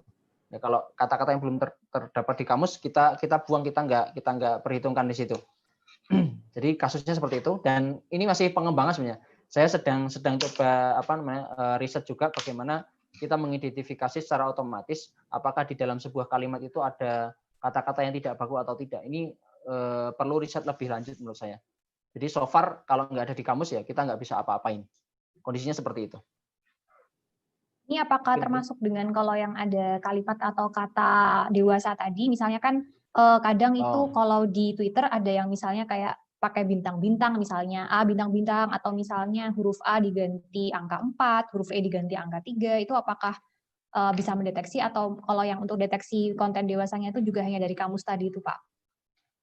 Belum, kalau yang di sini kita belum sampai situ. Kita masih berangkat dari kamus dulu, dan kamusnya itu harapannya juga masih berkembang terus ya, karena ya kalimat-kalimat yang kita kumpulkan mungkin berbeda dengan kalimat-kalimat yang nanti teman-teman tambahkan gitu ya. Mungkin ada yang di tempat saya ada, di tempat Anda nggak ada gitu ya. Kurang lebih seperti itu. Oke, terima kasih. Kemudian ada pertanyaan kedua dari Yurika Silvia dari BINUS juga. Ini sepertinya lebih ke cerita dan agak panjang. Jadi cerita dari Yurika Silvia ini, sepupunya mengalami penipuan secara online saat berbelanja di situs Facebook saat melakukan live video. Penipu tersebut menipu, jadi memberi virtual account. Jadi dikatakan suruh aktivasi lewat suatu virtual account, ternyata itu sebenarnya mentransfer suatu nilai rupiah ke akun tersebut. Nah, bagaimana cara mengidentifikasi informasi pelaku yang menipu tersebut secara mandiri sebelum melapor dan meminta bantuan ke polisi? Kalau saya pikir ini sebenarnya lebih ke digital forensik ya. Iya. Apakah bisa juga dikaitkan dengan text processing gitu, Pak, misalnya? Sebetulnya bisa sih, tapi nanti kalau di kita ada namanya mirip-mirip kayak ini, spam filtering ya. Kita bisa identifikasi apakah message itu atau pesan yang diterima itu berupa message yang mengarah kepada spam atau mengarah kepada penipuan. Kita bisa, asal ada datanya sebetulnya. Sangat mungkin kita lakukan dengan natural language processing atau text mining ya, dengan klasifikasi. Kita pakai machine learning juga bisa, kita pakai deep learning juga bisa. Sangat mungkin sebetulnya seperti itu. Asal tadi datanya cukup, kita punya cukup banyak data, mana-mana. Kalau yang saya lihat sekarang gini misalnya, SMS ya, teman-teman mungkin di HP-nya sekarang SMS kan jarang dipakai. Isinya apa? Isinya iklan minjemin duit kan, atau iklan apalah, ringtone dan seterusnya. Itu kita bisa klasifikasikan. Apakah SMS ini SMS yang penting atau nggak penting? Nah itu mungkin mirip-mirip dengan kasus seperti itu. Tapi nanti untuk detailnya mungkin lebih orang-orang digital forensik ya. Tapi di situ ketika forensika digitalnya itu akan dilakukan, menurut saya itu butuh text mining juga, butuh text classification juga. Oke, seperti itu mungkin. Oke, terima kasih. Kemudian ada pertanyaan lagi dari Maksum Abdul Jabar, ini dari BINUS juga. Untuk LSTM ini apakah cocok digunakan untuk pemodelan fraud pada call detail record dataset? Apa itu? Mungkin Maksum Abdul Jabar bisa menjelaskan yang dimaksud dengan call detail record itu ya. Mungkin kalau fraud telepon itu barangkali kalau ada telepon kemudian kan ada recordnya itu Pak. Kalau ini sok tahu saya sih. Iya benar kan Bu. Bisa. Oh ya. Benar itu. Iya bisa banget. Tadi ya asal datanya ada cukup gitu. Jangan sampai gini, oh datanya ada berapa? 10. Itu 10 nggak perlu mention. Ngapain kita penelitian? Tapi kalau menurut saya kita perlu cukup data-data yang model fraud seperti apa, data-data yang nggak model fraud seperti apa, sehingga kita bisa bikin model gitu. Datanya cukup gitu. Kalau kita bicara big data, kita butuh data yang cukup banyak gitu. Gimana Mas? Silakan. Ya, berarti tetap ada data trainingnya gitu Pak ya? Betul, mesti harus ada data trainingnya ya. Atau kalau mau yang pakai unsupervised sebetulnya bisa, cuma tetap butuh data gitu. Jadi LSTM ini metodenya dia unsupervised atau supervised Pak? Supervised, di mana dia harus ada labelnya terlebih dahulu. Ya. Oke, karena kan data sidang ini jumlahnya biasanya untuk satu hari aja bisa ribuan bahkan ratusan ribu gitu Pak. Kalau pakai supervised kayaknya kok ini ya agak berat ya, makanya saya tanya nih LSTM bisa nggak dipakai buat pemodelan fraud di data CDR gitu? Bisa sih, bisa menurut saya. Bisa ya. Cuma tadi tantangannya adalah di ngelabelin datanya, fraud atau bukan. Oke, Jadi siap. Berarti tetap ada dari data training ya. betul betul. Datanya tadi misalnya berapa? Sehari ada 1.000 ya udah 1.000 itu dimasukin kemudian disimpan. Kemudian kita labelin dulu mana yang fraud, mana yang enggak gitu. Atau semuanya itu fraud. Saya nggak tahu. Kalau semuanya fraud ya enak banget ya. Kita nggak usah ngelabelin, langsung kita default aja semua kasih label fraud gitu kan. Oke, siap. Terima kasih, Pak. Oke. Oke, kemudian pertanyaan selanjutnya dari Faisal Binsar lagi dari BINUS. Apakah metode LSTM ini juga relevan untuk prediksi forecasting atau time series? Sangat relevan, sangat relevan. Kalau teman-teman cek nanti di penerapan LSTM itu banyak banget. Ada time series, ada sequence modeling. Itu bisa banget pakai LSTM. Cuma memang gini, LSTM itu sekarang mulai ditinggalin sih sebetulnya. Kenapa? Ya karena tadi di awal saya sampaikan komputasinya cukup makan resource, cukup berat. Sekarang itu kalau mau tren teman-teman mengembangin ada pakainya attention based, kemudian pakainya BERT dan seterusnya atau transfer learning lah, gitu sih. Jadi kalau sisi kebaruan teman-teman mau ngeriset sisi kebaruan LSTM itu sudah sedikit-sedikit mulai, meskipun di Indonesia kayaknya baru booming sih. Cuma di luar sana itu sudah mulai geser. Gitu kurang lebih. Bisa banget untuk yang time series. Ya, kemudian ada pertanyaan lagi nih dari Faisal Binsar lagi. Prinsip LSTM ini kan adalah sequence. Bagaimana jika urutan kata dalam kalimatnya dibalik? Apakah masih menghasilkan klasifikasi yang sama, Pak? Bisa jadi. Jadi nggak harus frase tertentu ya. Misalnya kayak tadi kan ada pendidikan seks, terus kemudian misalnya ada seks pendidikan gitu misalnya. Ya bisa jadi, bisa jadi. Tapi ini kita tadi ya nggak tahu apa yang terjadi sebenarnya di dalamnya LSTM itu kita nggak tahu ya. Cuma kita bisa main nanti dari sisi tuning parameternya, kemudian kita juga bisa main dari sisi pemilihan fiturnya. Terkait dengan kata, saya tambahin sedikit. Terkait dengan kata-kata yang dibolak-balik tadi kita bisa main pakai ini. Word level feature atau karakter level feature mungkin bisa kita tambahkan itu sedang saya teliti juga terkait dengan word level atau karakter level. Oke, itu. Oke. Kemudian ada dari Yoga Sahria dari UII, bagaimana cara untuk identifikasi jika teksnya selain bahasa Indonesia, misalnya bahasa Arab dan lain sebagainya, apakah harus ikut kamus dan library Python yang ada, Pak? Bisa banget, dan bahkan riset-riset tentang teks atau NLP itu bahasa Arab itu cukup banyak. Bahasa Arab, dialect identification bahasa Arab, kemudian classification bahasa Arab, fake detection bahasa Arab, adult content di bahasa Arab itu juga cukup banyak, bahasa Inggris cukup banyak. Malah bahasa Indonesia itu yang masih sangat kurang. Jadi gitu. Jadi sangat bisa kalau bahasa yang lain. Malah bahasa Indonesia itu masih sangat kurang.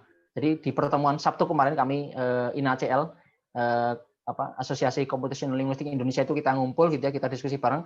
Resource Indonesia itu masih sangat kurang. Jadi teman-teman kalau mau berkontribusi di sini peluangnya masih sangat besar. Kita tunggu lah. Gitu. Oke, kemudian pertanyaan terakhir Pak, karena kita jadwalnya selesai 10.30.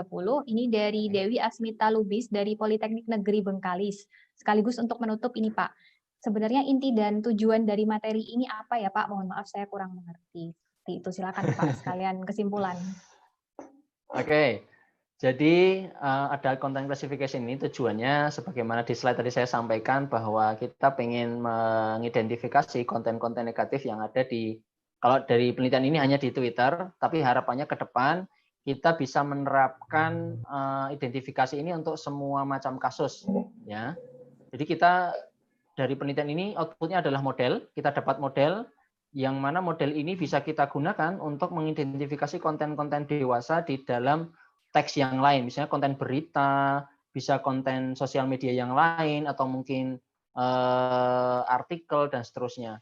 Yang itu bisa kita buatkan aplikasi mungkin di Android, mungkin di website dan seterusnya, sehingga ketika misalnya orang memasukkan kata kunci tertentu, ya itu langsung bisa diblokir, dianggap konten dewasa dan tidak bisa mengakses situs tertentu misalnya. Harapannya ke depannya seperti itu. Dan teman-teman silahkan kalau ingin berkontribusi, tadi share GitHub-nya sudah saya berikan, papernya sudah ada, data-data yang lain kalau mau butuh silahkan teman-teman bisa cek di GitHub saya, ada semua. Kami tunggu kontribusinya dan kerjasamanya dari teman-teman sekalian untuk mengembangkan aplikasi ini dan penelitian ini lebih lanjut. Mungkin itu dari saya, Bu Virus. Sekali lagi terima kasih. Mohon maaf kalau ada kekurangan dan ada yang belum jelas. Semoga lain waktu kita bisa berdiskusi kembali. Assalamualaikum warahmatullahi wabarakatuh. Waalaikumsalam warahmatullahi wabarakatuh. Terima kasih kepada Bapak Ahmad Fatan Hidayatullah yang telah mempresentasikan materi pada seminar pagi hari ini. Barangkali kalau misalnya ada yang belum puas untuk berkonsultasi, tadi bisa berkorespondensi dengan Pak Fatan melalui email beliau di fatan@ui.ac.id seperti itu. Atau juga bisa melihat-lihat tadi saya sudah bagikan link GitHub-nya di chat dan juga link Google Scholar beliau untuk mempelajari lebih lanjut. Seperti itu. Sebelum saya akhiri dengan menunjukkan exit tiket, sebelumnya kita akan ada foto bersama terlebih dahulu. Jadi mohon bantuannya untuk mengaktifkan video. Saya beri waktu sekitar 2 menit untuk mengaktifkan video masing-masing. Nanti saya akan aba-aba. Di sini tempat saya ada 5 halaman ya. Nanti mungkin butuh waktu agak lama. Saya persilakan untuk menyalakan videonya terlebih dahulu.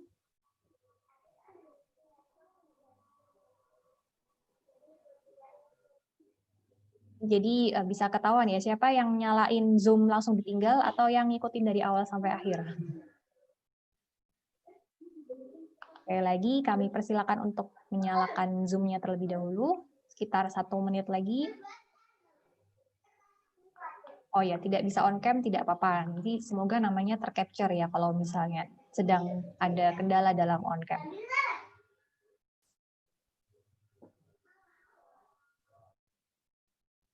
Oke, apakah sudah siap?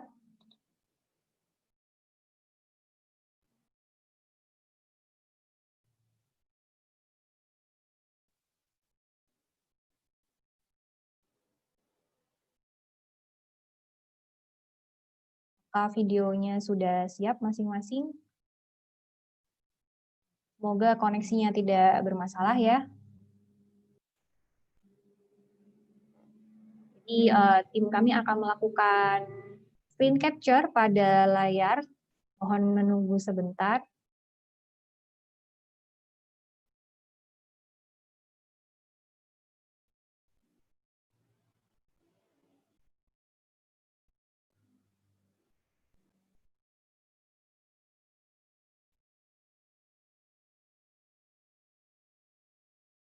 Mohon ditunggu terlebih dahulu.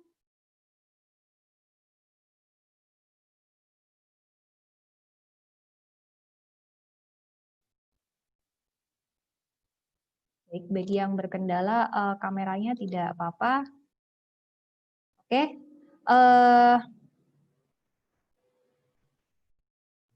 Terima kasih atas partisipasinya. Saya akan membagikan exit tiket yang mana ini menjadi syarat untuk mendapatkan sat points bagi mahasiswa BINUS dan juga bagi peserta lainnya ini juga untuk sebagai tanda kehadiran selain tadi durasi kehadiran di Zoom meeting ini. Silakan bisa mengklik link, saya bagikan juga di chatroom, mohon tunggu sebentar.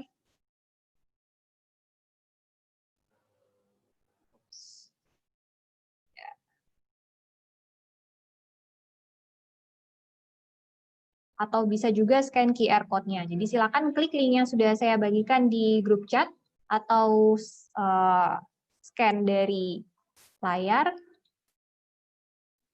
sambil mengisi exit tiket.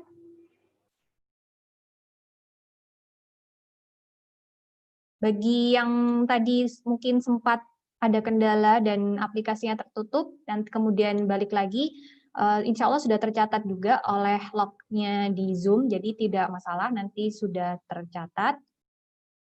Jadi sebelum kita akhiri, saya juga akan mengingatkan bahwa rangkaian seminar ini itu masih ada banyak. Hari ini baru hari pertama dari rangkaian seminar. Besok hari Selasa, jam 1 siang, kita ada sesi seminar mengenai formal concept analysis in knowledge discovery bersama Bapak Taufik Hidayat. Kemudian di hari Rabu juga ada dari Bapak Domas Hatta mengenai Big Data Analytics and its application jam 1. Kemudian lainnya, sebentar saya.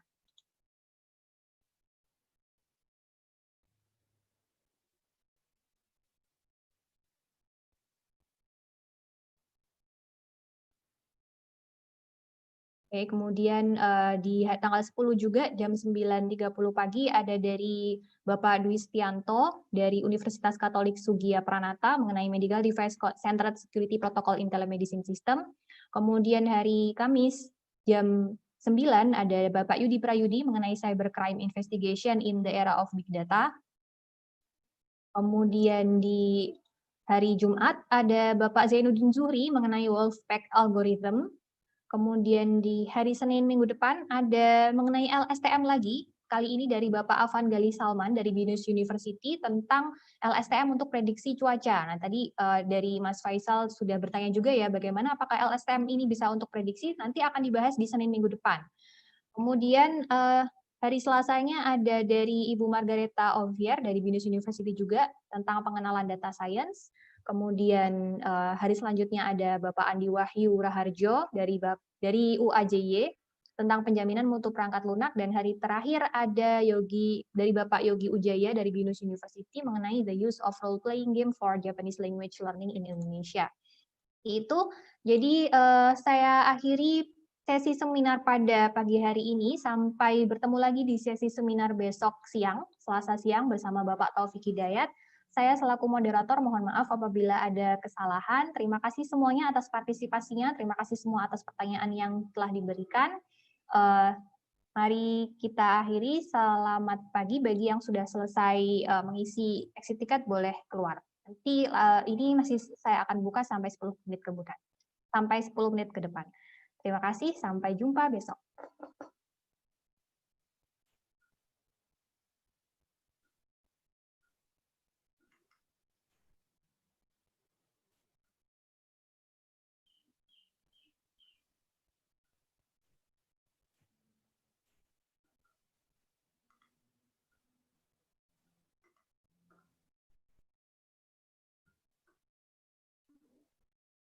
Sama-sama, terima kasih para mahasiswa-mahasiswi peserta yang sudah mengikuti seminar pada pagi hari ini.